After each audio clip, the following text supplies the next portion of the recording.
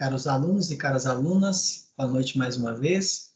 Vamos, então, seguir agora para a nossa terceira aula teórica, que se conecta também com o nosso último roteiro de aula prática que nós disponibilizamos para vocês, porque lá a gente começa a treinar as tarefas usando os conceitos de aprendizagem motora. Então, vamos lá. Compartilhando a tela com vocês, essa apresentação que nós já estamos vendo aqui.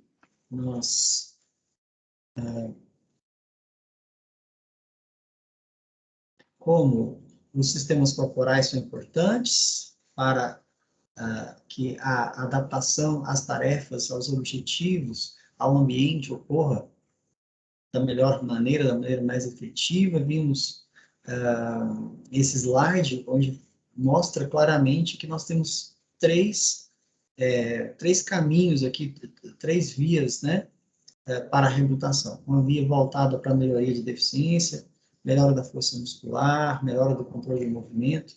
Uma via mais relacionada ao treinamento das tarefas e uma outra baseada em adaptações. A gente já viu esse slide aqui.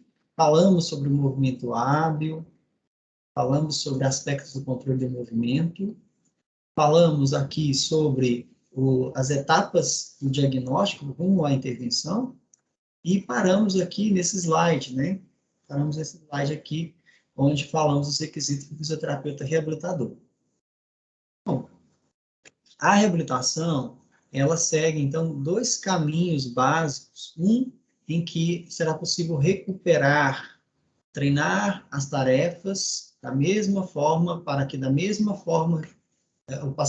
o paciente realize as tarefas da mesma forma como antes. Treinar a marcha para que o paciente volte a andar como andava antes. Fortalecer músculos para que a força muscular máxima, o grau de força muscular 5, seja restabelecido. Ou não necessariamente,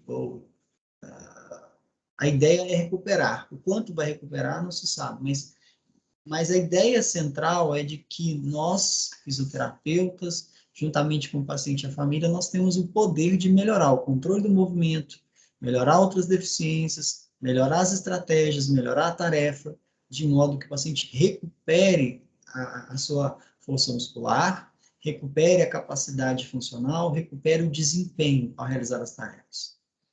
Por outro lado, nós temos uma outra via, que é da adaptação, ou seja, nem todos os pacientes apresentam um nível de deficiência que nos permitirá fazer os treinamentos intensivos que estão descritos nos ensaios clínicos randomizados. Então, pacientes com plegia, pacientes com muitas alterações, complicações, né?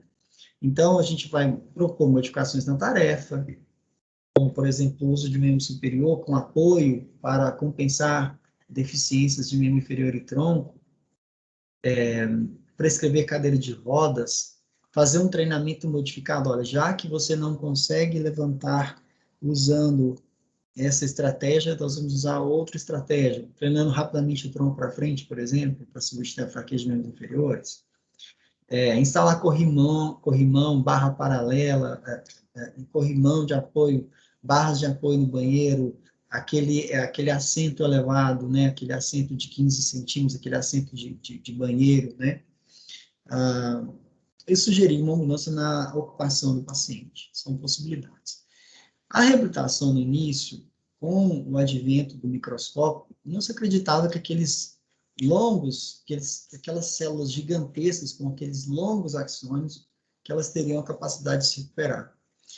Mas, a partir da epidemia, a partir do grande surto de poliomielite no mundo, nós tivemos aí muitas crianças com deficiência e nelas foi aplicado o fortalecimento muscular com sucesso, né? Além de órteses, é claro.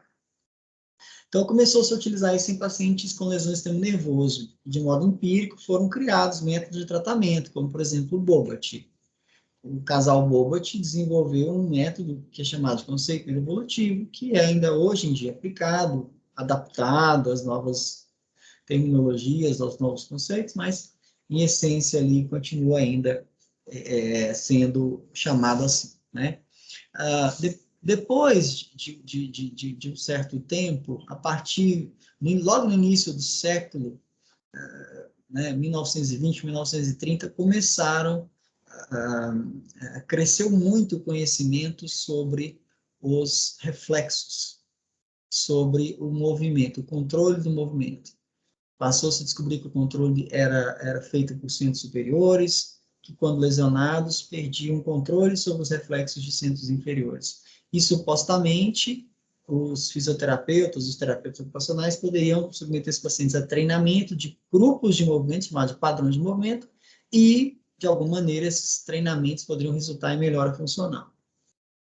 Havia também a aplicação de estímulos de inibição e facilitação para obter esses movimentos mais próximos à normalidade.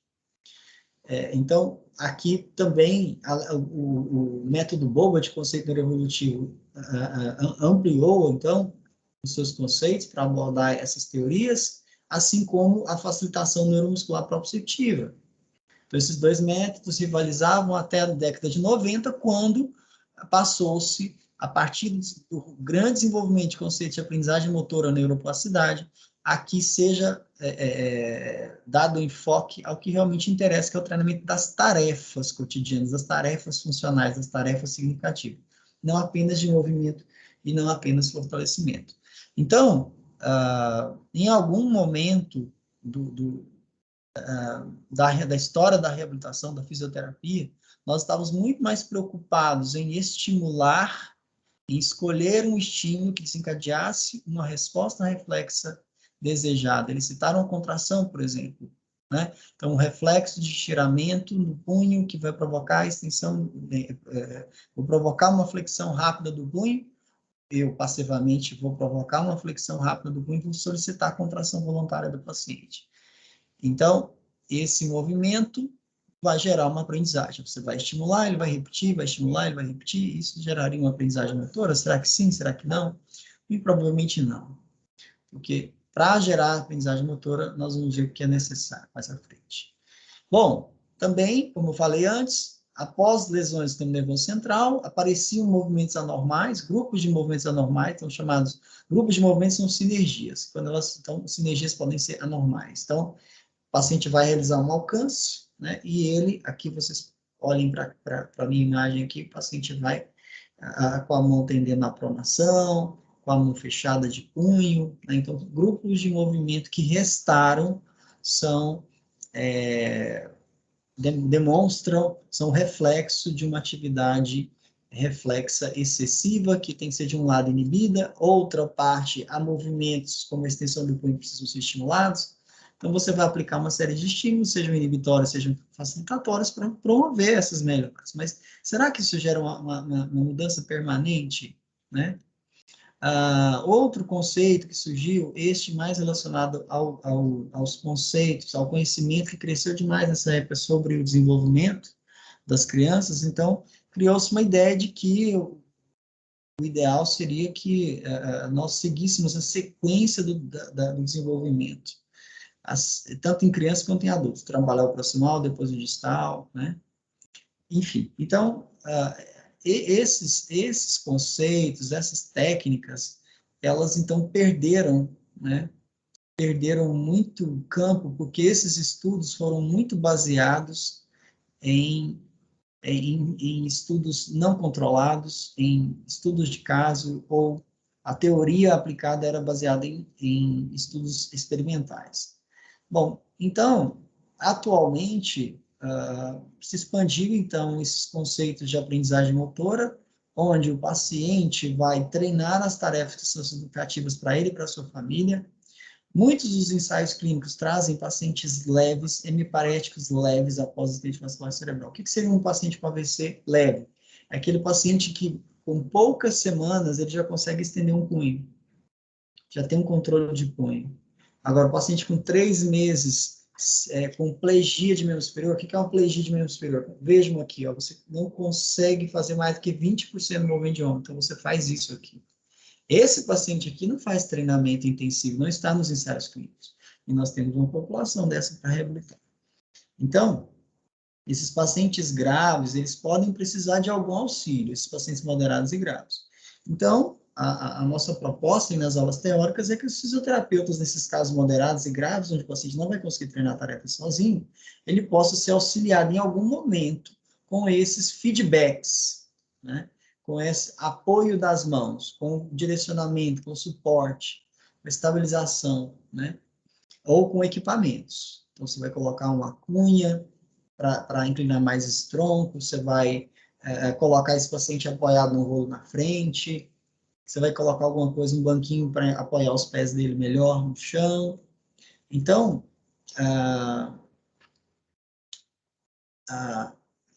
nós temos, então, essa possibilidade, né? E é isso que a gente ensina aqui, a vocês usarem as mãos para dar algum suporte para investir em algum paciente de moderada a grave, de modo que em algum momento, em um curto espaço de tempo, você possa retirar as suas mãos, retirar esse direcionamento e ele comece a evoluir. A ideia é essa, né? A cada nova tarefa, você dá alguma estabilização para esse paciente moderado e grave, dá algum feedback, e depois você vai tirando à medida que vão seguindo as repetições, né? E assim sucessivamente. Então, esses pacientes graves, eles nem sempre é possível treinar as tarefas com eles. E em alguns centros de reabilitação, inclusive, utilizam a adaptação. Pronto, paciente lesado medular, o programa aqui demora 4 semanas, e nessas semanas eles fazem cinesioterapia, fazem exercício, treinam tarefa, mas adaptou e já vai embora para casa orientado. Outras instituições, elas acolhem pacientes graves e fazem manutenção, fica a vida inteira fazendo reabilitação com o mesmo paciente, um trabalho de manutenção mesmo, para evitar contraturas maiores, para evitar luxação de quadril, para evitar broncopneumonia de aspiração, para evitar cifroescoliose, esse tipo de coisa. Então, a reabilitação no começo, então, não há melhora no sistema nervoso, e depois evoluiu, então, desses conceitos baseados em estudos animais, de estímulo-resposta, para, né, o treinamento orientado à tarefa, onde você vai usar aprendizagem motora, o treinamento de tarefas, então, repetição, repetição, repetição de tarefas significativas e funcionais para gerar aprendizagem motora. A gente vai usar técnicas e princípios que aumentem a aprendizagem motora. Vou usar princípios de biomecânica, tanto no treinamento quanto na avaliação, e, claro, são possíveis as modificações da tarefa no ambiente. Então, para a gente ter uma ideia de quantas repetições são necessárias para treinar uma tarefa, então a primeira informação é que nós falamos. Treinamento, ele deve ser da tarefa significativa e funcional. Não adianta você treinar um movimento abstrato que parece que é escrever, se você não der algo para a pessoa escrever. Ela vai ver o que ela está escrevendo, ela vai sentir o peso da caneta, ela vai fazer a escrita, então vai ter uma rede neuronal que vai representar essa tarefa, e não apenas um movimento, compreendem? Então, para que sejam geradas novas conexões sinápticas, para que sejam gerados novos comportamentos, vamos falar ao contrário, para que uma pessoa que não consegue alcançar um objeto adequadamente, então, ao invés dele ir aqui, ele vai com amplitude muito excessiva, com abertura grande, excessiva da mão. Ele pega o objeto, vocês vão ver minha garrafinha, ele pega o objeto assim, com abertura excessiva da mão. Para esse movimento se tornar um movimento definitivamente, para ele melhorar definitivamente essa coordenação, serão necessárias centenas, milhares de tentativas com essa mão e alcançando essa garrafa, alcançando essa garrafa. Então, para que a gente tenha mudanças definitivas na estrutura e na função do sistema nervoso, alterações definitivas no desempenho, no comportamento, na forma como ele pega o objeto, é necessário que sejam feitas muitas repetições para que sejam gerados os chamados potenciais de longa duração. Então, esses potenciais de longa duração vão induzir aquelas cascatas de segundos mensageiros que vão culminar com mudanças estruturais. E essas mudanças estruturais vão tornar mais fácil o caminho de determinadas conexões, de determinadas conjuntos de áreas que são as áreas responsáveis por aquela habilidade, por aquela atividade. Então, veja, antes da prática nós só tínhamos 2 vesículas e era difícil ativar, fazer a extensão do punho, suponhamos, pegar no objeto sem deixar cair, regular a força adequadamente, né? ter uma propriocepção adequada. Então, antes era difícil. Depois da prática, com essas alterações induzidas pelos potenciais de longa duração, houve a síntese de proteína com a formação de mais vesículas, onde havia a possibilidade de termos mais neurotransmissores, da mesma maneira que só haviam 2 receptores, agora temos 4. Então, assim, a sinapse fica mais forte. E isso facilita alterações na rede neuronal, porque se em cada sinapse a informação passa mais rápido, você passa a ter uma maior e mais forte conexão entre as áreas. Veja que as conexões, algumas delas já existiam, mas eram fracas, e depois elas se tornam mais fortes. Com isso, você vai poder, com essa mudança em redes, não apenas em neurônios, você pode mudar toda uma representação de um membro superior. Então, o paciente, no começo, perdeu, lesionou a área do cérebro que controlava os movimentos do punho e dedos. A área principal. Os neurônios do antebraço e braço, eles também inervam a mão. Eles também representam a mão, mas de uma maneira incipiente. Treinou, prática, milhares de práticas, esses neurônios começam, então, a representar a mão. Então, o que você pode ver aqui é que, depois da prática, há mudanças na representação das partes do corpo, dos segmentos do corpo, né? Então, para chegar no aprendizado, né, definitivo, na terceira fase, que é a fase do automatismo, são necessárias outras fases primeiras, né? Então, a primeira fase é aquela fase cognitiva, onde você está aprendendo a andar de bicicleta, você está aprendendo a dirigir o carro, né? Você está entendendo a tarefa ainda. Você tem muito fracasso nessa tarefa e você tem muitos erros. Então, você vai, à medida que você vai treinando, você passa, então, para uma segunda fase, onde você tem menos erro, onde você começa a reconhecer os erros, para que, então, na terceira fase, você tenha um nível de habilidade muito satisfatório, com menor gasto de energia, com maior habilidade e com um nível de proficiência que te permite até não prestar atenção para realizar aquela tarefa, como andar, por exemplo. Hoje nós atingimos um grau de proficiência nesse estágio de desenvolvimento que nós não podemos conversar, podemos ler um livro, sequer precisamos olhar para os pés para caminhar. Então, essas são as 3 fases da aprendizagem motora.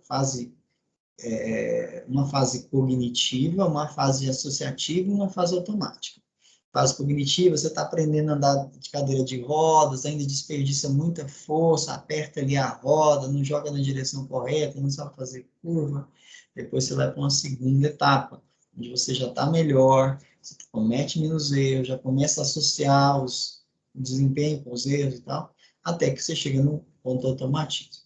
Bom, na reabilitação nos dias atuais, são usados esses conceitos. Paciente ativo, juntamente com a sua família, para definir as estratégias e objetivos de reabilitação. Isso é importantíssimo, fazer um pacto com o paciente, com a sua família, da tarefa a ser priorizada em cada etapa da reabilitação.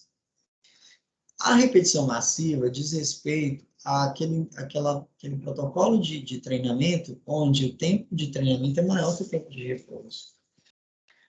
Então, há um grande volume de repetições. Claro, a tarefa que vai melhorar é a tarefa que for treinar. Se você treinar o desenvolvimento da destreza do membro superior esquerdo, esse membro vai melhorar. E como o ambiente é mutável, como a casa da gente está sempre em movimento, seja porque a criança jogaram objetos no chão, ou porque alguém passou o pano não secou direito, o ambiente está sempre em mutação.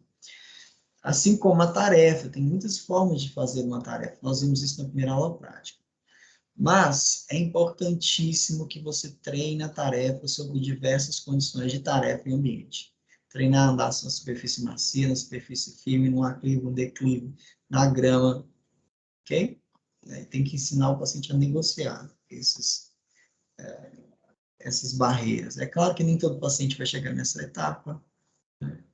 O fortalecimento muscular é um outro aspecto importante que tem só aumentado aí as evidências no sentido da importância desse trabalho.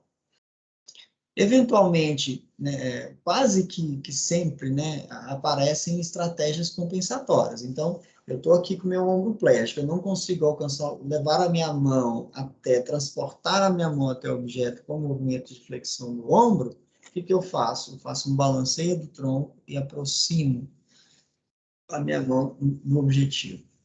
Essa estratégia compensatória que pode sim ser ensinada ao paciente num estágio de crônico, né? De estágio subagudo para crônico. Uma dessas estratégias compensatórias é o chamado desejo aprendido, no qual o indivíduo aprende a não usar o membro afetado em situações de vida real. A plasticidade, ela depende do uso, né? E todos esses conceitos são importantíssimos para você fazer um bom trabalho na reabilitação, um trabalho efetivo, né? Então, o que a gente faz para aumentar a aprendizagem motora? Então, você vai treinar atividades que sejam significativas ao adulto e à criança. Pescar, correr, brincar de pique-pega, depende da idade. Cada idade tem a sua atividade, tem a sua tarefa esperada. Treinar tarefas em diferentes condições, como eu falei antes. Repetir, repetir, repetir a tarefa. Se for necessário, use o feedback extrínseco, que são aquelas dicas, né? Aquelas pistas visuais, auditivas para fazer a tarefa, né? E treinar tarefas que sejam adequadas ao contexto e à idade de cada pessoa. Bom, então a gente tem como estratégias para treinamento das AVDs as técnicas antigas, tradicionais, né? Que é o conceito neuroevolutivo e a facilitação mental proprioceptiva, que recebem também o nome das pessoas que criaram o método, né? O Cabot e o Bobbart. Essas técnicas ainda você encontra estudos com elas, né? Ainda encontra na clínica muitas pessoas fazendo, então nós temos aí alguns ensaios aí publicados recentemente, especialmente com o conceito Bobbart, né? Nós temos, por outro lado, melhores estratégias que parecem ser mais efetivas, que é o treinamento da tarefa. Então, você pode tanto treinar a tarefa como um todo, como treinar a parte da tarefa, fazer o treinamento de pré-deambulação, que é aquele onde você treina primeiro rolar, depois sentar e tal. Não acho que seja interessante o treino de pré-deambulação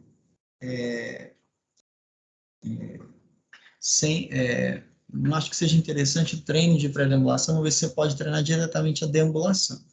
Em algum paciente, talvez seja importante treinar essa passagem, né, de sentado para de pé, né?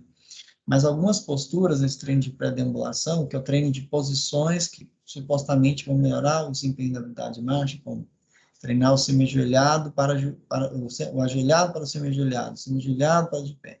São posturas que exigem demais da coluna, da integridade, né? Exige demais das estruturas da coluna vertebral. O treinamento com suporte parcial de peso, o treinamento em suspensão em gaiola, você coloca uma roupa com os ganchinhos e suspende, treinamento com contenção induzida, onde você vai imobilizar o membro são, o membro menos afetado, melhor dizendo, e vai treinar o membro afetado. Do outro lado, você tem o treinamento bilateral do sistema hemático, com suas duas mãos. A imagética mental, onde você imagina o movimento sem realizá-lo, a realidade virtual e a robótica, né? Além, é claro, das órteses. Então, aqui, por exemplo, a contenção, terapia de contenção induzida. Essa paciente, ela tem esse lado aqui, o lado que está imobilizado é o lado são, e esse aqui é o lado parético, ela está fazendo esse movimento de alcance das cargas. Do outro lado, a gente tem o treinamento bilateral sistemático. Você vai criar uma série de tarefas onde você vai tentar sincronizar o movimento de membro superior direito e membro superior esquerdo. Tá bom? Coloca lá em cima e volta, coloca lá em cima e volta, coloca lá em cima e volta, coloca lá em cima e volta.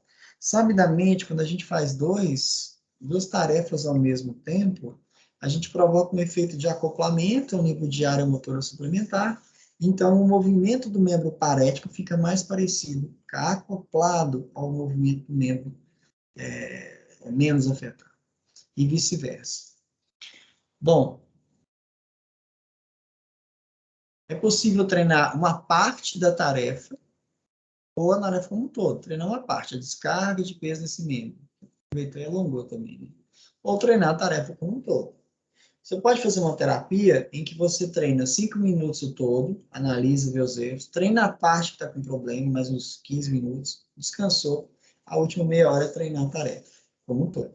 Então, você treinou o todo, treinou a parte, treinou tudo, na mesma sessão, dentro da mesma sessão. Bom, nem sempre é possível fazer o treinamento assim, apenas com leve suporte das mãos. Muitas vezes é possível dar um suporte maior. Então, para isso existe esse equipamento de suspensão aqui. Existe também o treinamento com uso de gaiola, né, o treinamento suspenso.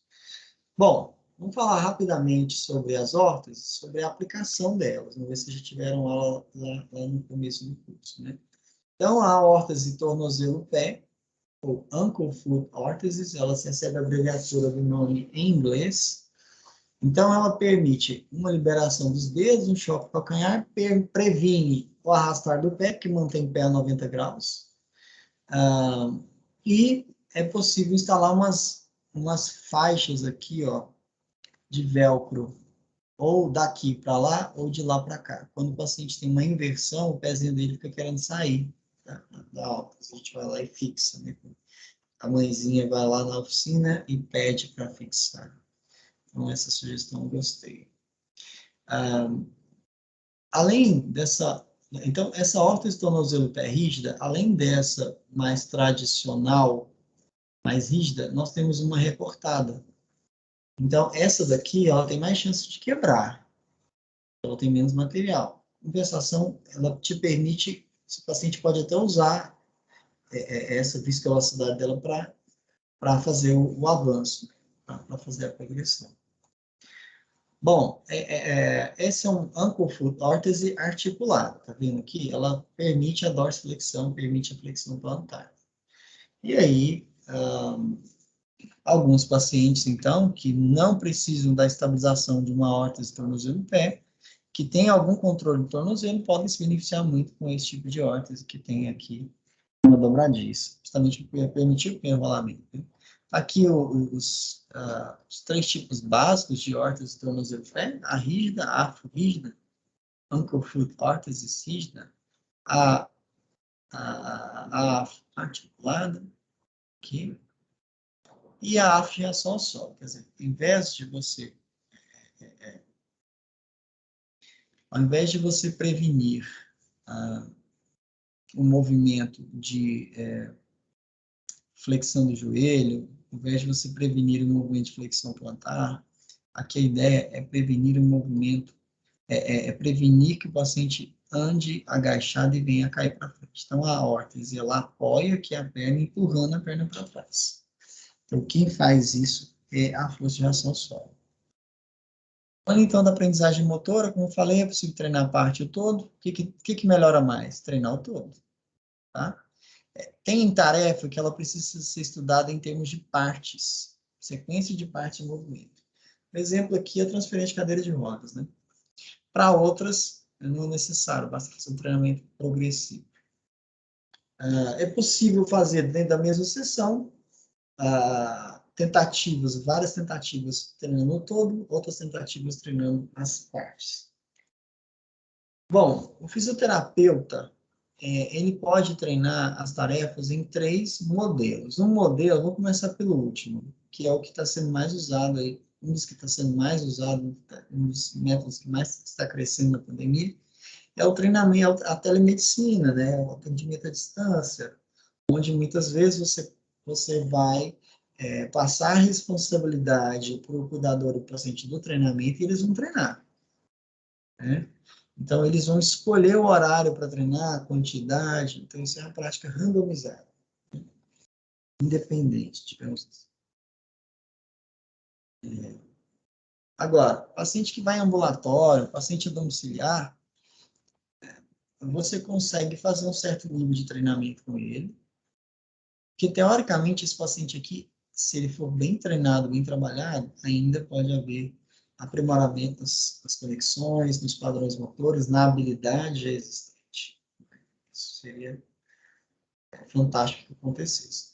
Por outras vezes, é possível que o paciente tenha uma tolerância e um quadro mais leve e ele suporta fazer aquela quantidade absurda de repetições que são realizadas nesses estudos. Então, isso vai permitir para ele não apenas aprimorar as conexões, mas como criar novas conexões, né, sinápticas. Bom, o esquema de prática pode ser compacto, onde a maioria das repetições está agrupada ou distribuída através do dia. Então, um paciente com muita fatigabilidade, ele pode se beneficiar com esse esquema distribuído. Qual que aprende mais? É compacta. Gerar um volume de repetições é melhor. Próximos, né? Por vezes, a gente acaba fazendo um treinamento, uma tarefa de forma constante.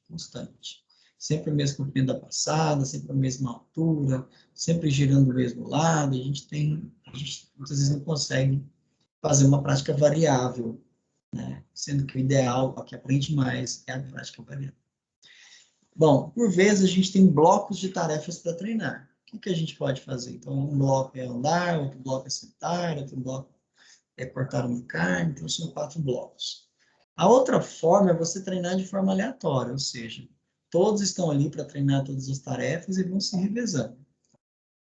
É uma opção também na prática, no esquema de prática, né? É possível realizar o treinamento sem sequer se movimentar, isso pode ser útil, especialmente em pós-operatórios também. E a aprendizagem baseada em descoberta, ela gera mais interesse do paciente do que a baseada em orientação. Qual que é a diferença? Na descoberta, você deixa o paciente tentar errar. Na orientação, você explica para ele qual a melhor forma de fazer aquela tarefa. Bom, a gente falou bastante aí na aula sobre conhecimento, sobre as informações que a gente pode dar para o paciente quando realizando uma atividade, são chamadas de feedback extrínseco. Ele tem lá o feedback intrínseco dele. Mas a ideia é que nós possamos dar alguma informação que vai otimizar a aprendizagem motora. Então, o conhecimento do desempenho, o conhecimento do resultado, envolve o resultado final. Olha, pode ficar em pé sem minha ajuda. Quer dizer, está dando informação final sobre o processo. Enquanto que no outro, conhecimento do desempenho, você tende a dar mais feedback, a falar mais com o paciente, exigir mais dele. Não sei se é esse o caso aqui, mas é importantíssimo que fique bem clara essa diferença para vocês. Em geral, os fisioterapeutas, eles usam muito a ideia do conhecimento do desempenho. Ou seja, eu vou dizer cada movimento que o paciente faz. E eu vou bombardear o paciente. Quanto mais informação tiver, mais ele vai abrir a mão, mais ele vai fazer o treinamento. Não deixa de ser uma verdade, até certa medida, né? Mas o ideal é que a gente dê um mínimo de informações, somente é necessário. E aí você está usando conhecimento do Estado. Muito bem, você conseguiu. Ponto. Tá? Bom, há várias formas de aplicar o feedback. Aquela que o feedback é dado em todas as repetições, isso é muito ruim. Ou, depois de algumas tentativas, eu acho bem interessante esse tipo de feedback. Então, deixa errar, quase acertou, feedback, acertou. Entendeu? Pode ser decrescente, por exemplo, você começa dando feedback a cada 3 tentativas, depois a cada 4 tentativas, depois a cada 5 tentativas. Né? Você vai decrescendo de 5 para 4, para 3, para 2, até acabar. Né? Ou um feedback de associação quando o paciente excede alguma margem de erro, para sinalizar para ele. Bom, então é possível sim, né, modificar as tarefas durante a realização do treinamento. 3 possibilidades: se a tarefa está muito difícil, se a tarefa está muito fácil, né? E se a tarefa está ajustada ao nível de dificuldade do paciente. Então, são essas 3 possibilidades. Ou a tarefa está ajustada à capacidade do indivíduo, nem muito fácil, nem muito difícil, depende se você foi... a outra possibilidade é quando você tem tarefas extremamente fáceis, e o outro extremo são as tarefas extremamente difíceis, que é o paciente caminhando em marcha, estando em necessidade de grande ajuda para deambular com quedas frequentes. Tá? está claro aí, extremamente difícil. Outro exemplo extremamente fácil agora, o contrário. Paciente praticante de corrida, 4 km, sem queixa de perda de equilíbrio durante a marcha, treinando marcha, tandem em barra paralela. Teria extrema facilidade em realizar essa tarefa, uma vez que ele é praticante de corrida. Bom, é possível, então, lendo o capítulo 2 do controle motor, capítulo 1 e 2, vocês vão ver que existem várias maneiras de tornar a tarefa mais fácil, mais difícil. Uma delas é quando você tem uma tarefa que tem começo, meio e fim, essa é uma tarefa discreta, mas ela pode ser contínua. Então, o circuito circular é interessante, né? Se for divertido, a criança vai repetir, né? Se for divertido, se for interessante, significativo, o idoso, o adulto vai aderir também. Então, a base você pode mudar de estável para móvel, incluir um componente de manipulação, contar dinheiro, contar moeda, não sei. Um componente de atenção dividida, trabalhar com tarefas abertas e fechadas também, né? Então, falamos isso acima. Então, é importante treinar com diferentes ritmos, frequências, velocidades, ultrapassando obstáculos. Você tem que simular ao máximo as barreiras que vai passar, né? Vai ter que se implantar na sua vida. Existem formas de você fazer uma classificação das tarefas em ordem de maior dificuldade. Então, um paciente que consegue realizar uma atividade com suavidade, com precisão e com a mínima atenção, a gente está falando aí de indivíduo que está adaptado àquela atividade. Mas como é possível ordenar as dificuldades em ordem de dificuldade? Olha, a gente pode usar vários atributos, vários itens para determinar qual tarefa é mais fácil que a outra. Uma tarefa de só ficar sentado é mais fácil que a tarefa de alcançar um objeto, que é mais fácil para o seu ouvido que alcançar e pegar esse objeto. O que é mais fácil, essa última tarefa, do que manipular o objeto. Então, é possível modificar, sim, o número de articulações envolvidas, a amplitude, a velocidade, a base de rotação, tudo isso você consegue claramente definir o que é mais fácil, o que é mais difícil, para você ter uma opção de treinamento aí. É importantíssima a inclusão de atividades lúdicas, né, para a criança se desenvolver. Então, você vai criar brincadeiras que vão trabalhar os objetivos que você está percebendo. As tarefas também são classificadas, né, as motoras grossas, em atividade de mobilidade, transferência e AVDs. Né? Do ponto de vista do controle de movimento, as tarefas podem ser divididas em tarefas que possuem demanda controle postural, tarefas que demandam alcance, pressão, manipulação e soltura, e tarefas que demandam mobilidade. Bom, então as evidências científicas atualmente sugerem, então, a necessidade de melhor delineamento dos estudos, mas as técnicas que envolvem treinamento de tarefas, elas estão sempre muito bem cotadas, né? Então, sugestão aí para vocês pesquisarem, né?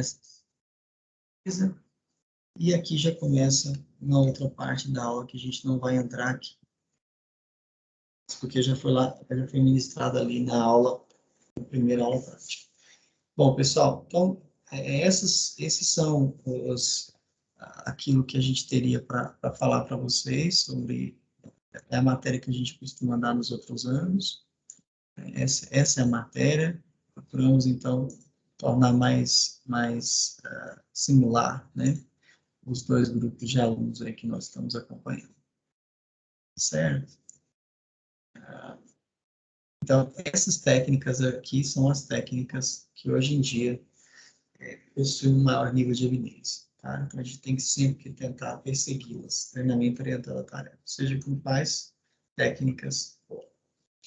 Bom, é isso. Muito obrigado. Um forte abraço para vocês. Eu estou me colocando à disposição de cada uma das duplas para agendar horários, para a gente se reunir, tirar as dúvidas do vídeo, tá bom? E os vídeos da prática que eu consegui fazer, vou subi-los também. Um forte abraço para vocês. Fiquem com Deus, contem comigo. Começarei a responder também as mensagens aí do Teams no privado, que eu não tinha respondido, ok? Um abração para vocês. Eu também vou adiar o trabalho, né, de REAB. Então ficam esses avisos para vocês todos. Vamos reforçar lá no aprender depois. Um abração.